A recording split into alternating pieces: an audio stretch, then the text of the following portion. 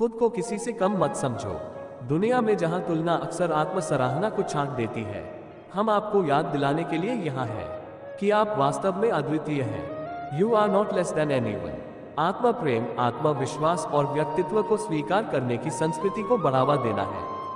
खुद को किसी से कम मत समझो, ये सभी कार्यों की बुनियाद है। हम मानते हैं कि प्रत्येक व्यक्ति में निहित मूल्य होता है और दूसरों के मुकाबले अधिकतम सम्मान का हकदार होता है। जानकारी से भरपूर लेखों, व्यक्तिगत अनुभवों और प्रेरणात्मक संसाधनों के माध्यम से हम आपको उत्साहित करने का उद्देश्य रखते हैं, ताकि आप अपनी यात्रा और उपलब्धियों का जश्न मना सकें, चाहे वह कितनी भी छोटी या बड़ी क्यों न हो। की शक्ति का अनुभव करें जब हम स्व खोज, व्यक्तिगत विकास और अड़े रास्तों के बारे में चर्चा करते हैं। हमारा उद्देश्य आपको उस उपकरण और प्रोत्साहन प्रदान करना है जिसकी आवश्यकता है, ताकि आप अपने जीवन की चुनौतियों का सामना कर सकें और आत्मनिर्भरता और वास्तविकता के साथ खुद की पहचान। एक छोटा सा गांव था, वहां पर एक आदमी पहाड़ पर पत्थर तोड़ने का काम करता था। उसको अपनी जिंदगी से कोई गिला शिकवा नहीं था। पूरा दिन वो काम करता, मेहनत करता। दिन के एंड में जो थोड़ा बहुत पैसा मिलता वो जाकर के अपने परिवार के साथ में थोड़ा सा टाइम स्पेंड करता और चैन से सो जाता। तो एक दिन रोज की तरह वो अपना काम खत्म करके अपने घर की तरफ जा रहा था। तो रास्ते में चलते चलते उसके मन में ख्याल आया, ये भी कोई जिंदगी है कि सुबह से शाम तक मैं पत्थर तोड़ने का काम करता हूँ और लास्ट में मेरे को थोड़े से पैसे मिलते हैं, जिसमें मुश्किल से मेरा और मेरे परिवार का गुजारा हो पाता है। काश कुछ ऐसा हो जाए कि कहीं से मुझे कोई ऐसी शक्ति मिल जाए कि जो भी मैं चाहता हूँ वो सच हो जाए। वो अपने घर पर गया, उसने खाना खाया, लेकिन उसका ध्यान खाने की तरफ नहीं था। उसके दिमाग में यही ख्याल चल रहा था। उसके बाद में वो यही सोचते सोचते सो गया। फिर नींद आने के कुछ देर बाद उसको एक सपना आया। सपने में उसने देखा कि रोज की तरह वो अपना काम खत्म करके अपने घर लौट रहा था। आत्मविश्वास। रास्ते में उसने एक बहुत ही बड़ा घर देखा और उसके मन में आया कि काश ये घर मेरा होता और मैं इसका मालिक होता, और उसके ये सोचते ही उस घर का मालिक बन गया। उसको यकीन ही नहीं हो रहा था कि जो उसने सोचा वो बन चुका है। लेकिन उसकी खुशी ज्यादा देर नहीं टिक पाई, क्योंकि उसको एकदम से एक शोर सुनाई दिया। उसने अपने घर के बाहर देखा कि एक बहुत बड़ी रैली निकल रही, जिसमें बीचों बीच एक पॉलिटिशियन है जो हाथ हिला रहा है, और वहां पर जितने भी लोग खड़े थे सब उसके नाम के नारे लगा रहे थे। उसके आगे हाथ जोड़ करके खड़े थे, सब उसको देखने के लिए तड़प रहे थे।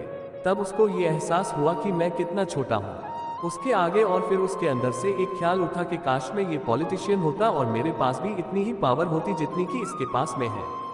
बस उसका इतना सा सोचने की देर थी, वो पॉलिटिशियन बन गया।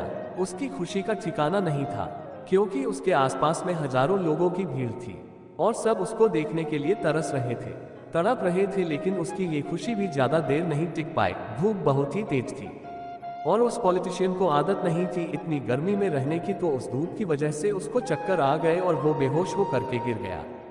फिर उसको एहसास हुआ कि ये पॉलिटिशियन सबसे ताकत और नहीं है, ये जो सूरज है ये सबसे ताकतवर है। और उसके मन में आया कि काश मैं ये सूरज बन जाऊं तो मेरे आगे कोई नहीं टिक पाएंगे।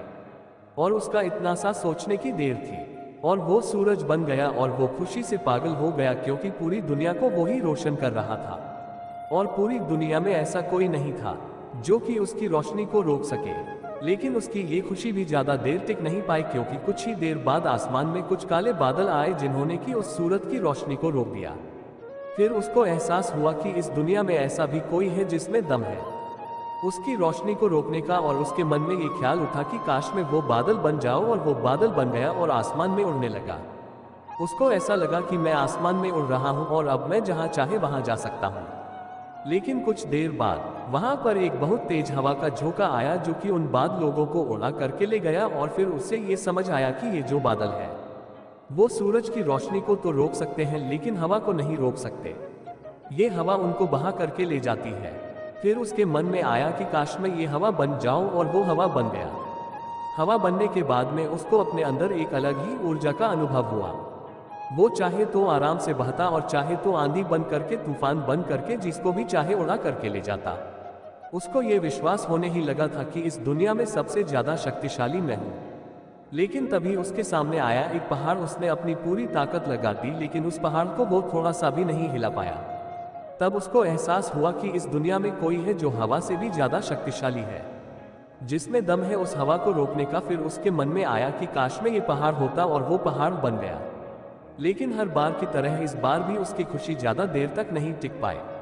उसको एक जानी पहचानी से आवाज सुनाई दी और साथ ही साथ उसको दर्द होने लगा, जैसे कि कोई है जो उसको तोड़ रहा है, उसको मार रहा है। तो दर्द से वो चीखने लगा और उसके मन में आया कि काश मैं वो बन जाऊं, क्योंकि इस पहाड़ को तोड़ने का दम रखता है। लेकिन इस बार उसकी ये ख्वाहिश पूरी नहीं हुई। वो रोने लगा, चीखने लगा, चिल्लाने लगा, उसने अपनी पूरी जान लगा दी। लेकिन इस बार वो नहीं बन पाया। उसका दर्द बढ़ता ही चला जा रहा था और दर्द की वजह से एकदम से उसकी नींद खुली और सामने शीशा था।